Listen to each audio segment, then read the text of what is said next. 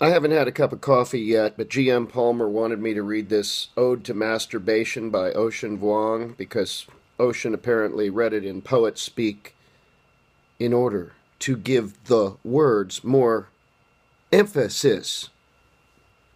You can't do poet speak unless you're William Shatner. That guy, king of poet speak. Anyway, Ode to Masturbation.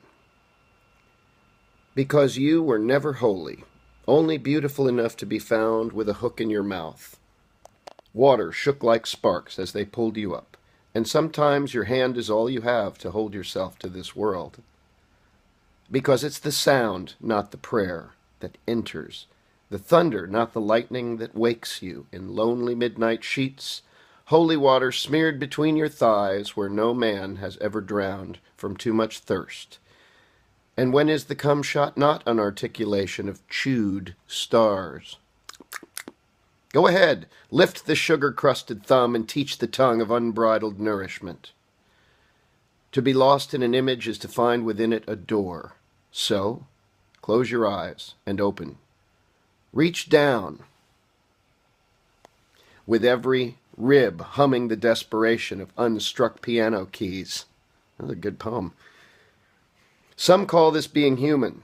Some call this walking. But you already know it's the briefest form of flight. Yes, even the saints remember this. The if under every utterance, beneath the breath, brimmed like cherry blossoms. Foaming into no one springtime. Spock. How often these lines resemble claw marks of your brothers being dragged away from you, whose name not heard by the ear, but the smallest bones in the graves. You who ignite the April air with all your petals. Here, here, here.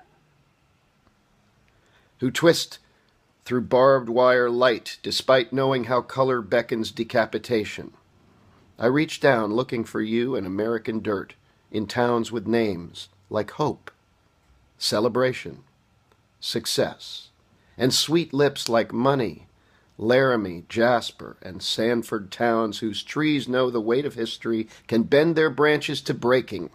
Lines whose roots burrow through stones and hard facts, gathering the memory of rust and iron mandibles and amethyst. Yes, touch yourself!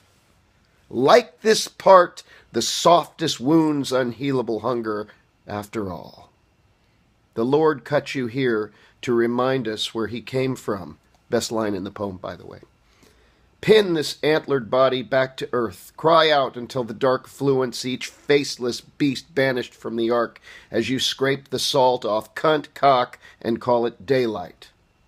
Don't be afraid to be this illuminated, to be so bright and empty the bullets pass right through you, thinking they have reached the sky as you press your hand to a blood-warm body, like a word being nailed to its meaning and lives.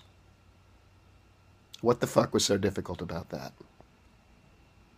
And now I have concluded my reading.